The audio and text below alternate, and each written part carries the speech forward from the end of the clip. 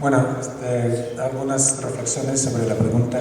Bueno, primero, o sea, todas las luchas tienen su propia composición, podemos decir, de sujetos. Por ejemplo, en la lucha en contra de la construcción de la presa de Pilles en el oeste del estado de Zacatecas, hay muchas personas mayores de edad que están tomando papeles de liderazgo. Hay otros casos, como en el caso de el río Santiago, donde hay una participación muy importante de jóvenes activistas que están de alguna manera tomando papeles de liderazgo.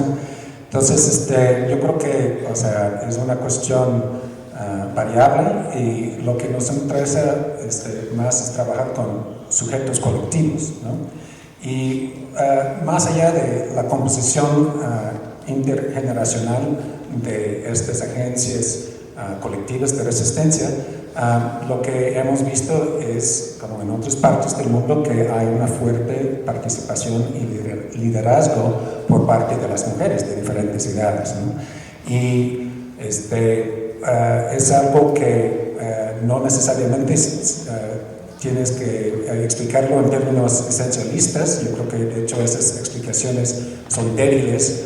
O sea, la idea de que las mujeres, por tener sistemas reproductivos, son más cercanas a la madre tierra, yo creo que más bien tiene que ver con cuestiones materiales, ¿no? O sea, las mujeres tienden a ser las que más se encargan de cuestiones de reproducción social, y tienden a ser las más afectadas por la contaminación y por el despojo de bienes comunes. Y solamente para comentar con respecto al huracán que devastó a Acapulco en semanas pasadas, yo creo que esa es solamente la última señal de que el cambio climático está avanzando a un ritmo mucho más rápido que incluso las predicciones desde hace algunas décadas. Ya estamos a más de 420 partes por millones de carbón, ¿sí? Los científicos que se especializan en el tema han dicho desde hace décadas que rebasar 350 es peligroso. Estamos viendo el debilitamiento de las corrientes oceánicas y la potencialidad de su colapso. En todas partes, los incendios forestales. Yo soy originario de Canadá, regreso en los veranos, veo cosas que nunca había visto como niño. El cielo completamente lleno de humo, de tal grado que el sol parece como la luna durante el día. Incluso mi hijo me pregunta, ¿esa es la luna? Así, el mundo está cambiando de tal manera que no podemos reconocerlo. Y de acuerdo con la sugerencia de Carlos, o sea, son temas sumamente importantes, serios, y pues tenemos que hablar a partir de ese sobrio reconocimiento de que estamos ante múltiples crisis socioambientales, tanto a nivel planetario como a nivel local, ¿no? Bueno, lo dejo ahí, no sé si hay otros comentarios.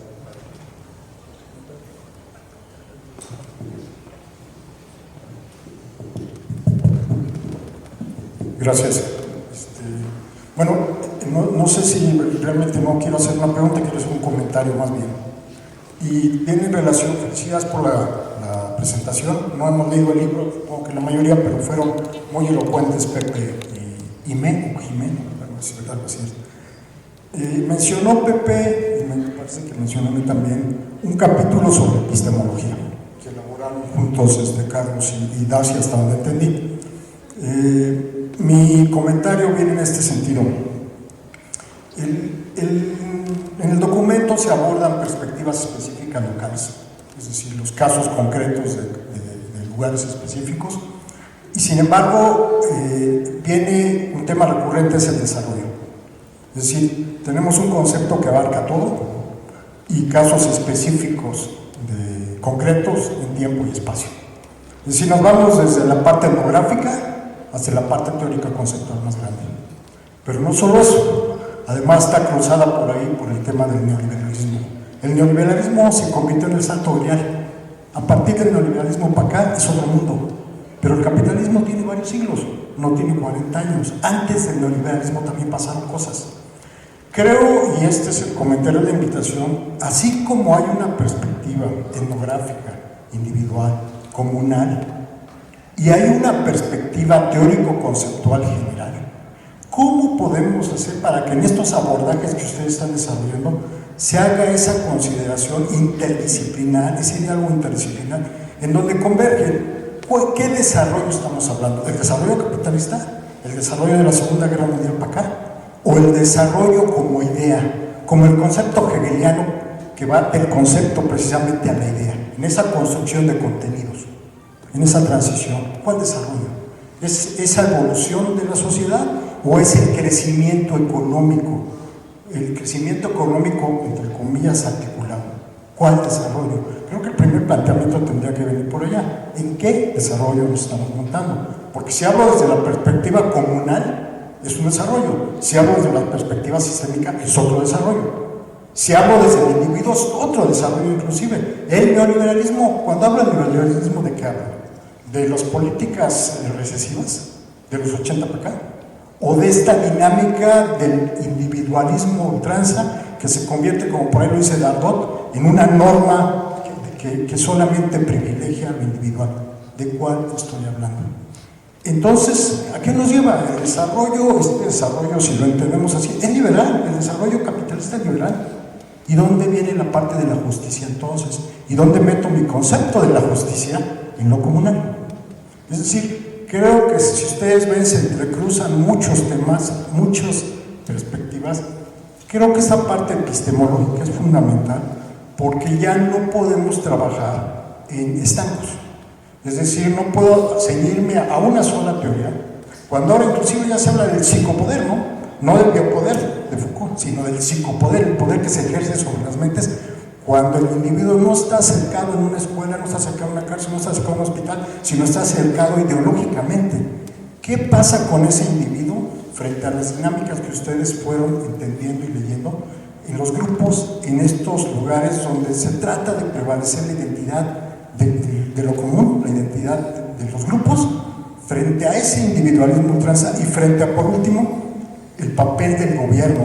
O sea, ¿qué pasa con este gobierno, entre comillas, progresista? Tiene compromisos. Lo que hizo el presidente de la República el primer día, cuando tomó posesión, fue decirle a los banqueros: ustedes no se preocupen, les vamos a pagar su gana. Cosa que ha cumplido hasta el último minuto de este día. Es decir, en la práctica hay un discurso y en la práctica hay dinámicas de poder también. Yo creo, a mí me gustó esta forma en la que lo están abordando, insisto, para llegar a esta parte. ¿Cómo nos planteamos en estos estudios de esta magnitud y de estos alcances la necesidad de este diálogo entre lo que puedo hacer, regresando a la pregunta kantiana, qué puedo conocer, qué puedo hacer y qué puedo esperar? La trilogía kantiana. Gracias por compartirnos todas sus reflexiones. Eso es todo.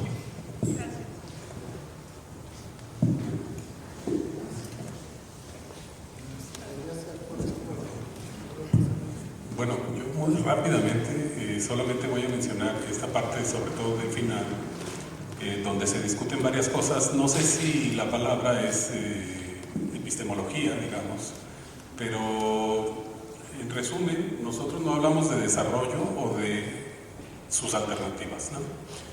Hablamos de decrecimiento. O sea, el desarrollo tiene un paradigma que lo informa, que es el del crecimiento económico, y despegarlo, pues sería raro porque sería quitarle su ADN. Entonces, el crecimiento en esa perspectiva, digamos, ad infinitum, se comporta como se comportan los virus que producen cáncer, por ejemplo. Eso no existe en el mundo natural. En fin, están problematizadas ahí algunas cosas. Más que interdisciplinario, necesitamos un pensamiento de amplio espectro para iluminar esa crisis múltiple que ocurre. Como diría Christian Laval y Pierre Dardot, digamos, el neoliberalismo es una institución total. Como decía la antropología francesa, del fenómeno del colonialismo como un hecho social total, que incorpora evidentemente todos estos factores objetivos y subjetivos, pero desestructuran y reestructuran al sujeto en distintos procesos de subjetivación muy complejos, como diría Wendy Brown, que dejan al pueblo sin atributos, ¿no? Entonces, ahí hay una beta de análisis que no está necesariamente desarrollada ahí. Nosotros decimos en una perspectiva decrecentista que lo que necesitamos es un pensamiento postcapitalista, no interdisciplinario, sino interseccional y multiespecie. Y cada una de estas afirmaciones o de estos conjuntos de palabras, digamos, tienen una serie de significados, ¿no?, que van mucho más allá, por supuesto, de una visión puramente interdisciplinaria. Necesitamos algo más, muchísimo más complejo, para cuestionar lo que Carolyn Merchant decía hace 50 años, yo creo, cómo ocurrió la muerte de la naturaleza en el siglo XVI a partir de la institucionalización de la ciencia y de los procesos de secularización que dieron lugar no solo a la transición del feudalismo al capitalismo, sino al Estado moderno. En fin, hay un conjunto de cosas que se agotaron, que están haciendo crisis, y no sé si has leído, yo simpatizo mucho con los anarquistas franceses, pero obviamente me separo de ellos también, por un lado. O sea, ellos dicen el espectáculo de la política es el espectáculo de su propia descomposición, y no me crean, pero vean Argentina y el triunfo de Milei, y luego nos reunimos con unas cervezas para ver cómo no se dieron un balazo en un pie sino en la sien. Entonces, en términos, yo simpaticé en algún momento con el anarquismo francés, ya no, digamos, me sigue cayendo maravillosamente bien, pero yo creo que la preocupación que decías hace rato sobre el gobierno es en realidad la del Estado, ¿qué hacer con eso? Y yo antes pues tenía una visión comunalista, así como de no, pues que sigan su camino y hay que construir un arca de Noé, ¿no? Una comunidad del arca donde los salvemos, eso no sirve para nada, hay que recuperar al Estado y hay que hacerlo, como dice Koei Saito, en una perspectiva de comunismo decrecentista, porque nos vamos a joder.